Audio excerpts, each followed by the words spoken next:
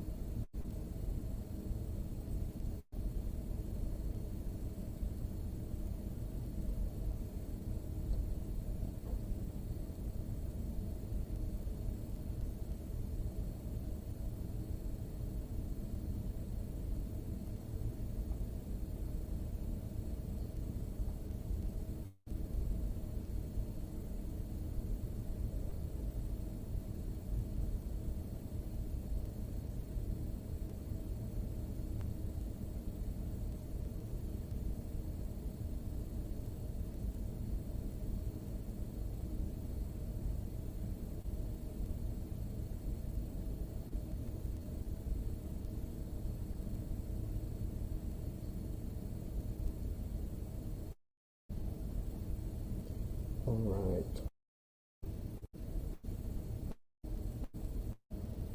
Thank you. Good morning. Good morning.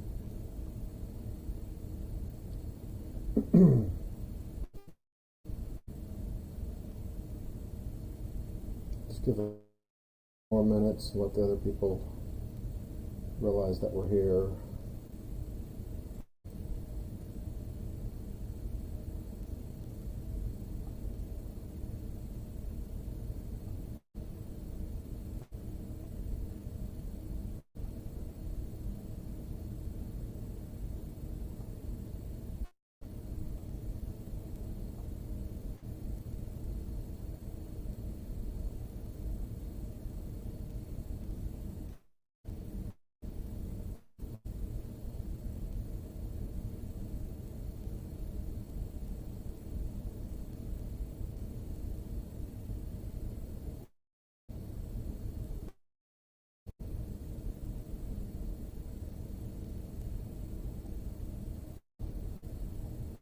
All right. All right. Let's go ahead and get started then. Let me expand this here. Let me see a little bit better. And we're just going to finish up with apology and then talk about the next story in the book. And I hope you read ahead a little bit. Yeah, once we'll call it the jury, but this assembly of people have uh, come with a guilty sentence, and then that he's going to be condemned to death. Once you're condemned to death, there's what else can they do to you, right? So he he uh, he kind of yeah, if he was maybe being a bit belligerent before, he's certainly going at it this time and being even more so. And I'm just going to pick right here, and I think I might have read part of this last time we were together, but this paragraph beginning, someone will say, and he's used this phrase before, because again, he's kind of questioning himself, so he has to have some segue into these questions, and he kind of does it in a narrative sense. He doesn't, like ask the question directly, like in third person or something, or in first person to second person, back and forth. He has a way to get into this. But someone will say, "Yes, Socrates, but cannot you hold your tongue? And then you may go into a foreign city, and no one will interfere with you." So,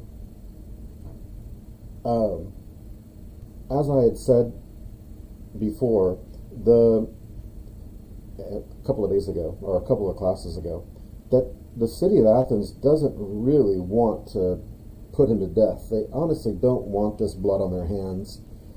They just are hoping to get him to do this here. And Socrates seems to realize that. They'd like for him just to be quiet, quit embarrassing us. We're people of reputation, and people of office, people of political office or some kind of social status, and yeah, you just keep doing this to us over and over again. And so it almost seems a bit petty, really, but he seems to realize that by saying what he says here, that they don't really want to kill him. So again, if I back up and I say, well, you would think that if not, just, bringing those kind of people that are powerful people into a situation where they're going to be publicly humiliated, that's probably probably not the kind of thing that most people would do, because after a while you're going to upset the wrong people. He even says, I realized that I was, creating this enmity between me and these other people as I spoke to them. But again, here we go back. He sees it as a duty that God has put this upon him, and now he has no choice. He has to question these people, no matter what the outcome is. So here, though, he realizes, they'd almost rather him just leave. Like, there are other places you can go to. You can go to some other foreign city, another city here within the Greek world, and none of us are going to be standing at the gate trying to keep you in. That's going to come up in the next story, but no one's going to be there saying, oh, please, Socrates, don't leave. In fact, we'd be happy for you to leave and live out the rest of your life. But all right, so you may go into a foreign city and no one will interfere with you. Now, and he goes right back to this as if he has to prove himself again to the people here that he's a follower of the gods. I have great difficulty in making you understand my answer to this, for if I tell you that this would be a disobedience to a divine command, and therefore that I cannot hold my tongue, you will not believe that I am serious. And if you say again, and if I say again that the greatest good of man is to daily converse about virtue, that's the highest calling man can have. And all that concerning which you've heard me examining myself and others, and then here's maybe the most famous line from Socrates, one that's the most quoted here, and I'll just highlight here, will come up later, that the life which is unexamined is not worth living. Probably, I think without a doubt, the most famous quote, probably one you've heard before. I don't know if you know who it is attributed to, but this is Socrates' line. He says after he's been convicted. So, so he sees this as the highest calling of man, and for him it's a divine command, a divine calling, and he doesn't believe life's worth living without, doing this. So, anyway, that's where he goes to there. Then we skip down a little bit. I'm going to skip down after they've given him actually well, I don't think there's any question that was going to be the penalty, was going to be death, but apparently there's a formal part to this. And then, let's pick up here after. It says Socrates' comment on his sentence. I'm going to skip bottom here.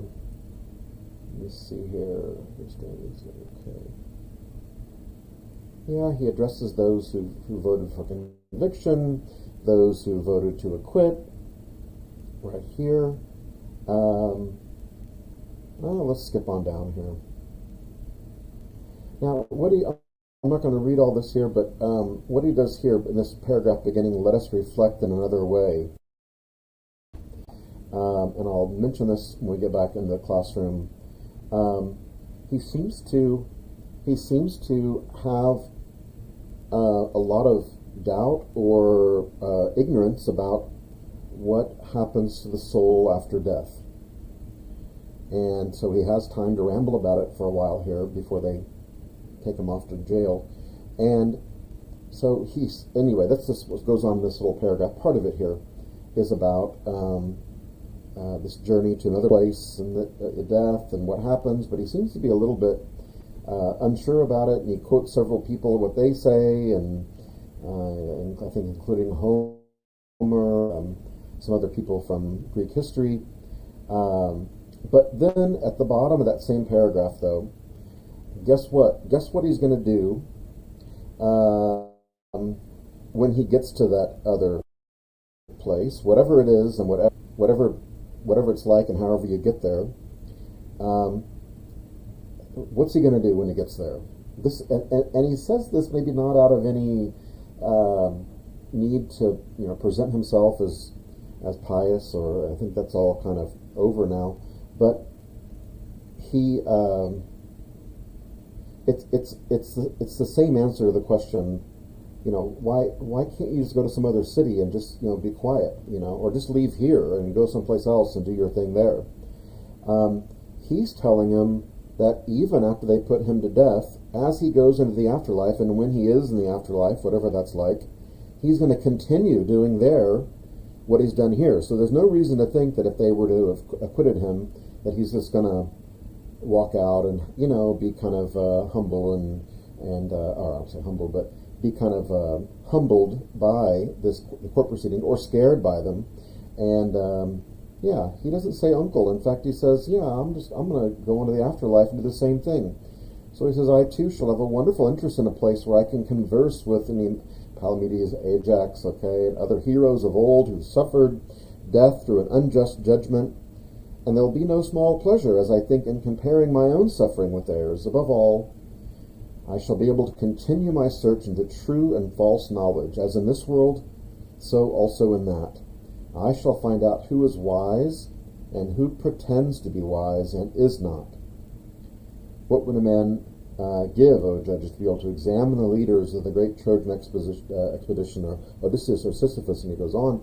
And then the last sentence here, what infinite delight would there be in conversing with them and asking them questions? For in that world, to set that world above this world, for in that world they did not put a man to death for this. Certainly not. So in heaven, this is all good. But apparently in Athens, you can't act this way. You can't ask these kind of questions. Well, okay. Let's see here, this paragraph here. All right. So this last sentence, full big paragraph, he has kind of an odd request at the end. Kind of not what you expect maybe from someone who has children and who it realizes that the end is near. He says here, still, starting right here, still, I have a favor to ask of them, the people who are of the state, I guess, the people of the city. Now, I got to back up. He's 70-something years old, he says in the beginning of this defense. So how old are his kids? How old are they? I'm guessing that his kids are easily in their 40s or 50s, right? I mean, maybe in their 30s. So his kids are not, in diapers or need daycare. I mean, these are kids who probably have their own kids. He probably has grandkids by this point.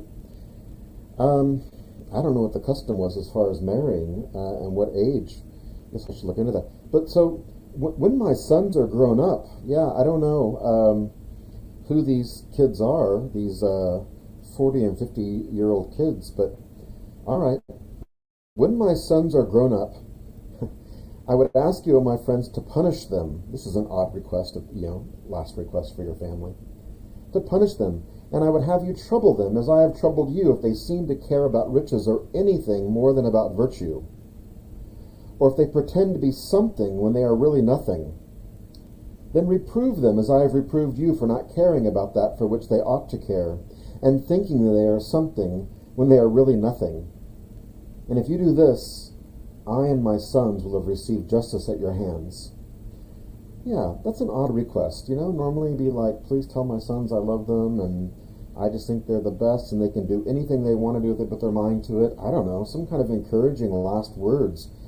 But no, this is actually a request, not really directly worded to his own kids, but trouble them, punish them if they seem to think they're something when they're really nothing, or care more about money and riches than they do about virtue. Just the same way that I've done to you, Socrates is saying to the city. Treat them the same way.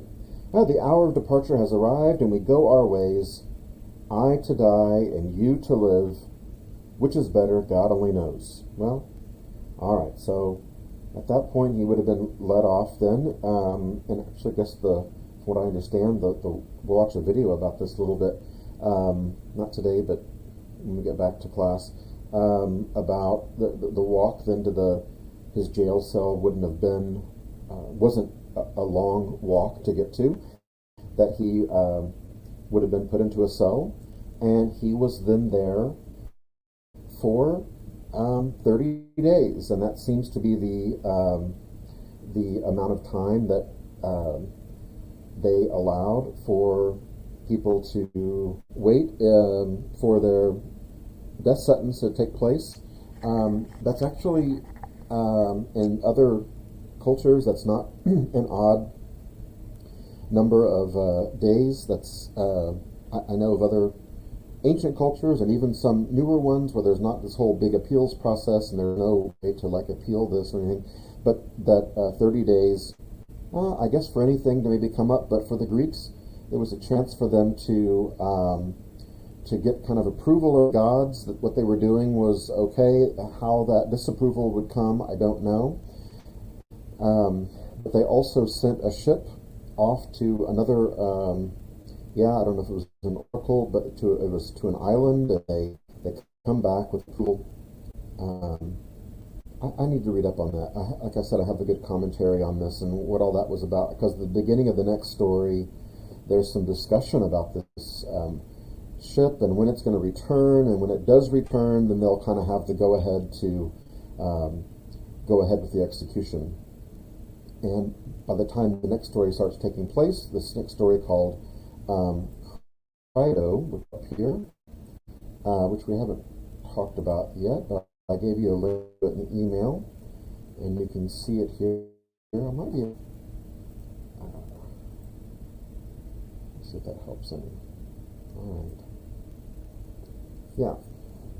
Well, so Crito, as I go back to this idea of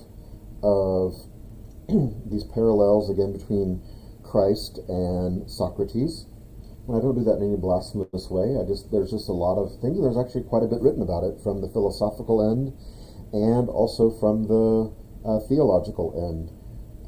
So there'll be plenty to, as I've said before, to write a good senior thesis about there if you're interested in this. But Crito, in this big scheme of things, as I make these biblical parallels, is kind of the Joseph of Arimathea. If you don't know or don't remember, Joseph of Arimathea is, I think he might even be called, and I believe it's in the book of Luke, a secret follower of Jesus, or something along those lines. I may not have the wording exactly right, but that's kind of where Crito is. And Joseph of Arimathea was wealthy as well. He was wealthy, and Joseph of Arimathea is the one who goes to the Roman authorities and asks for the body of Christ and his corpse, and then owns the tomb in which Christ is laid. So that's the story. So where he is wealthy and kind of just admirer of Socrates, Joseph of Arimathea was that as well. He probably, being that I don't know what his beliefs were. Obviously, he wanted to at least give him a proper burial in the Bible. But so that's where Crito is. Crito has money, and probably Crito is the best guess from scholars that he might be the one who's been kind of sustaining Socrates all these years financially, because like we've said, he didn't take any money for what he does. So this would be a pretty good guess as to where the money was coming from. Okay, well, so Socrates has been in jail almost 30 days, but not quite, and he is, he's doing what I would not be doing. However, that's probably true for a lot of things here for Socrates, as if he was going to the courthouse, and he is, looking at a capital offense, the death penalty is looming, and what does he decide to do? He gets into a philosophical conversation with Euthyphro. That's probably not where my mind would be at the time, Well, what Socrates is doing at the beginning of Crito, some 30 days later, is he is asleep. Although he knows that his days are numbered, and he knows that it's just a few days before he'll be executed, doesn't know exactly how many days. They're waiting for this ship to return with approval for all this, but he is sleeping, and he's sleeping soundly. And Crito comes to visit Socrates and comes to visit with him, but he comes with more information than just that, or he does come with some information about the ship returning and when the execution is going to be held, but he comes also with a plan. And there's really only one plan that people come with when they come to visit you in prison. Yeah, there's only one plan, and that plan is to bust you out of jail. How are we going to escape from jail? How are we going to get you out of jail, Socrates? This is so unjust what's happened to you. It's so wrong. There's no reason for you to live here. There's no reason for you to die here. We can get you out of here, and we will take you to some other city. And yeah, so this is what Crito. So he's going to use his money and his influence, I guess, and his knowledge of how things work and everything, and he's going to make this possible for Socrates to escape. Again, unfortunately, the title of the book that you have really blows that excitement out of the water, because we know that apparently Socrates doesn't take this generous offer from Crito. But let's just see. But there's a bigger discussion that comes up here, and it's not the discussion Crito wanted to have. Crito wants to talk about getting him out of there. And there's two things that I want you to look for, and I'll bring them up as we get there. But there's two things happening. One thing is that in their discussion, this one-on-one discussion, I wouldn't call this a normal Socratic discussion because it takes kind of a very different turn. But the Crito's, down at this level, I know you can't see me, but down at a lower level, talking about very material, mundane things of the world. In this case, save your life, save your skin, let's get you out of here, let's get you physically out of here and go someplace else. How can we do that? He has a plan. Whereas Socrates is talking on a higher, loftier, philosophical, and even, level of the soul and how important that is, and we'll talk more about that when we get into class. But so they never quite meet. They never quite. Crito's always down here talking about, let's get you out of here. Socrates is up here talking about, well, what would it mean to my soul if we were? What would it do to me spiritually or philosophically if I take your plan? Crito doesn't understand Socrates. Socrates kind of gives up on Crito in this discussion, and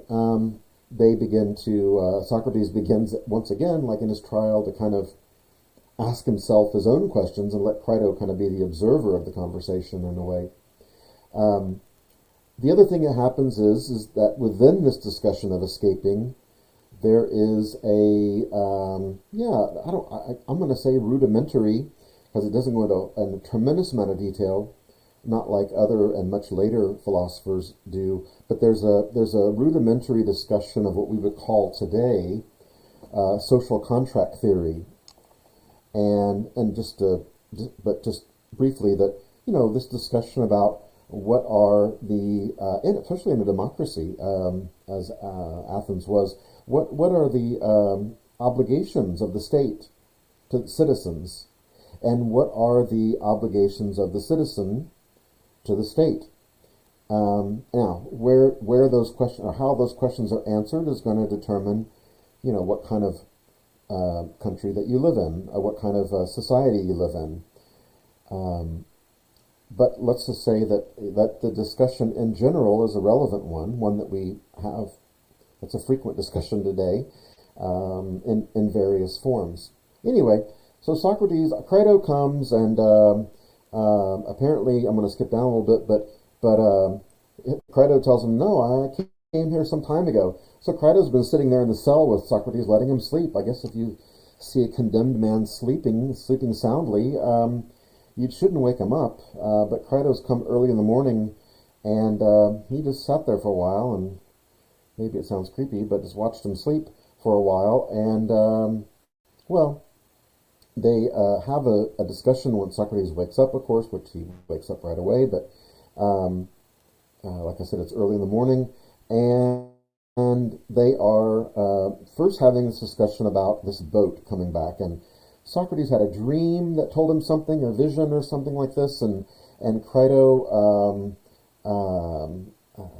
has some other information outside of the dream world of when the boat's going to return, and if there's going to be a delay or not, and yeah, so let's get past all this here. This is this vision, and all right. So that's really not, other than it explains a little bit about the process that the city goes through, and how much they have a reverence for that process. That has a spiritual element to it. Okay. Let's see here. We're going to start up here.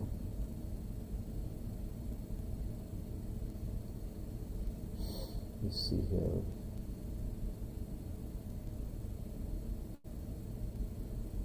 All right.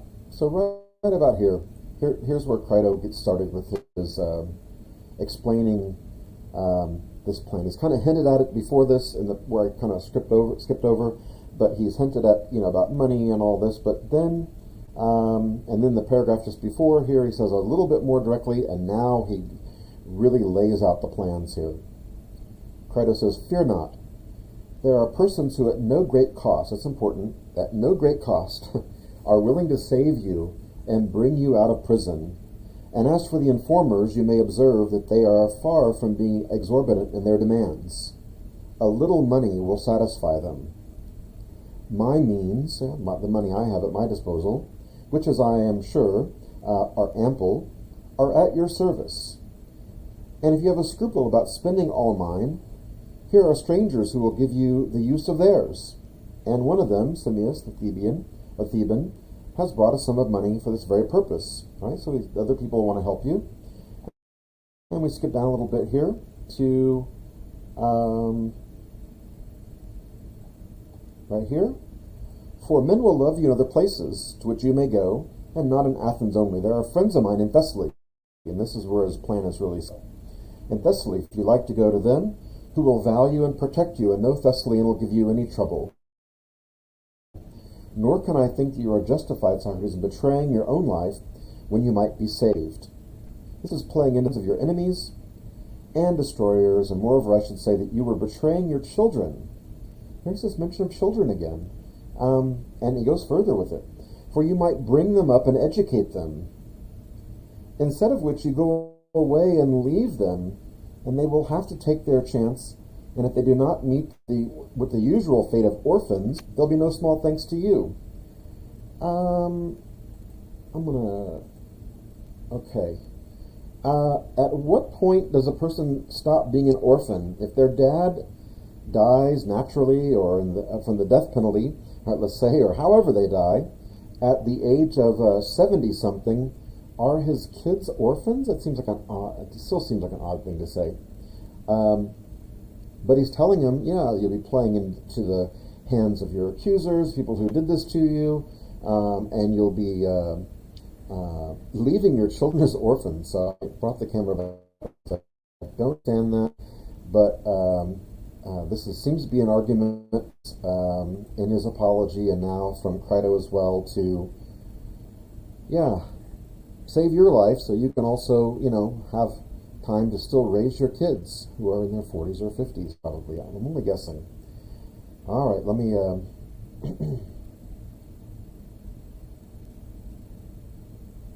let me see here. Well, if my computer locks up and you're still there, then give me a minute and it'll come back up again, okay? Sometimes when I try to share this, it kind of does this. So hang around, please. It won't drop the broadcast. It'll just, I think I'll just fade away, and then I'll have to come back online. Let me see if this works. Ah, okay.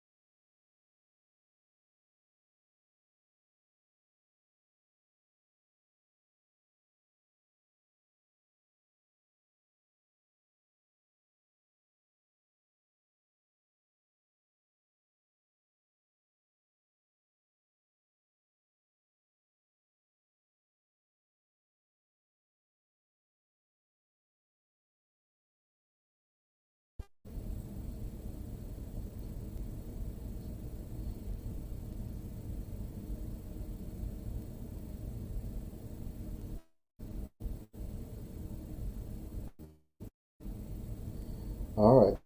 That. Let's try it again. I shouldn't have tried to be dramatic and talk to you about orphans and adults and all that kind of stuff. Let's try it again. Usually works the second time. That seems to be going better already. Uh,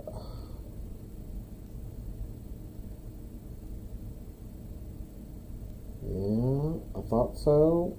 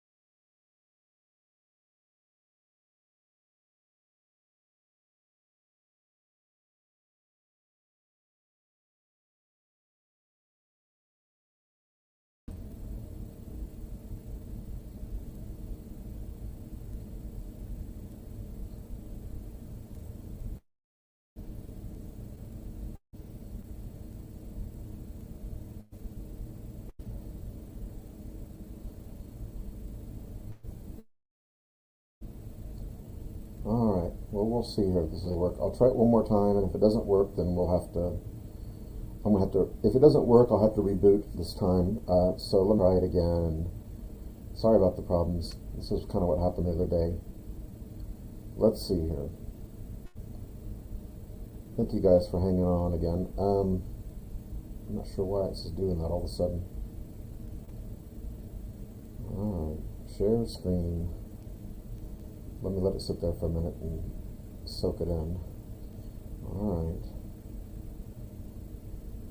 Okay, if this doesn't work, then you can wait for second hour to start. But I'm going to give this one more try, and if it works, we'll have this tip. So let's try. Looks like it's going to work. Okay, I know you're disappointed. Anyway, so here's his plan. This is basically it here. Going on, nor can I think you justified betraying your own bring him up. Okay. Um, yeah, no man should bring children into the world who is unwilling to preserve to the end in their nurture and education. Yeah. Um, yeah. So this is the plan, and what's he talking about up here? This money that he's paid the people, not really asking for that much money, and that he's got plenty of. And if you don't feel bad about taking it from me, other people will give if you want them to. Okay. Um, well, what it means is he's paid bribes to people. Yeah, he's bribed people. That's how he's made this all happen. And so here we have what, the hint here is, at least in Plato's portrayal of this, is that, I'm going to go back to it again. He's embarrassed and humiliated the wrong people. Then they send him a summons to court. You think that would get his attention? No. He shows up to court willingly. He defends himself, belligerently at times. He puts the ball back in their court. They're hoping he would come in and make it a real apology, and he'd beg for mercy, and please, please let me go. I'm sorry I've offended all of you. No, didn't do that. Now they've thrown him in jail for 30 days, but they can't let him go. I mean, they can't just let him be roaming around Athens, and people are going to say, well, now the justice system doesn't work. Here he is, he's back, and we thought you were condemned to death. They can't have that. So this is their chance now. Luckily, someone, Crito, a wealthy friend, comes along and says, I'm going to help Socrates escape. And when he starts spreading this plan around to people and saying, hey, I'll give you some money if you'll look the other way while we open up the jail cell and we walk out of town, and I'll give you some other money to not come chasing after us until we, and that way the state doesn't have egg on their face, and the state can at least say, well, we had him in custody, we were just about to execute him, and he escaped. That coward, he escaped. So in Crito's mind, Socrates can save face and can save himself, physically can save himself, but also the state has a way to, and the state is apparently okay with this, because like I said, they don't really want to do what Socrates is, they were hoping to get him to leave before. This seems to be a way, certainly after 30 days in jail or so, Socrates is going to say, yeah, let's get out of here. Yeah, this is no good. But obviously he doesn't. So where Crito's saying you're going to play into the hands of your enemies and destroyers, and your accusers and the people who convicted you, Socrates is saying, yeah, but hold on a minute. Let's talk about, is it right or just for me to escape from jail? This is the sentence I've been given, and this is what's been laid upon me. And there's more to it than that. And then we get deeper into this social contract discussion that goes on. Not the first time someone's discussed social contract, but it's a good discussion. Well, Socrates' first line, I think he's a little bit flattered maybe that there's all these people who are willing to help him, and people who, even his enemies or supposed enemies, who are willing to let him, with just a kind of obligatory bribe, are willing to, let him escape. But before I get into his response, let me say this about bribes. There's a downside to bribing people. Well, there's probably a lot of downsides.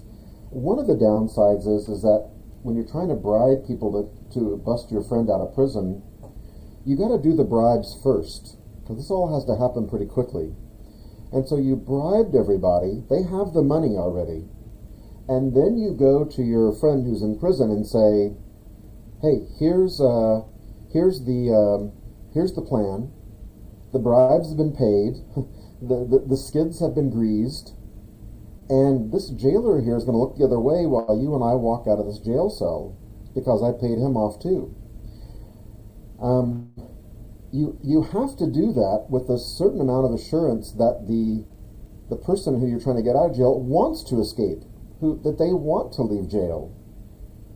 Because here's the downside of bribes, is you can't go back to the people you bribed and say to them, yeah, I'm going to need that bribe money back because, Socrates decided he didn't want to escape at all, so I'm not going to need you to look the other way. Yeah, you don't get your money back. It's non-refundable. Bribes are non-refundable. And I'm imagining that although the bribes were small and obligatory, just kind of, so there's something that they get out of it, he had to bribe a lot of people. So his money's been laid out there already. People talk about if you really believe in something, well, put your money where your mouth is. He's done that, but Socrates has more to say about it. And here's his response right away, which I'm sure Crito's just thinking, oh my gosh, let's not have a philosophical discussion right now. You're about to be executed. But here's what he says. Dear Crito, your zeal is invaluable, if a right one. I bet right there Crito's thinking, oh no, here we go. But if wrong, the greater the zeal, the greater the evil, and therefore we ought to consider whether these things shall be done or not. For I am, and he explains his whole outlook, and we kind of know it already.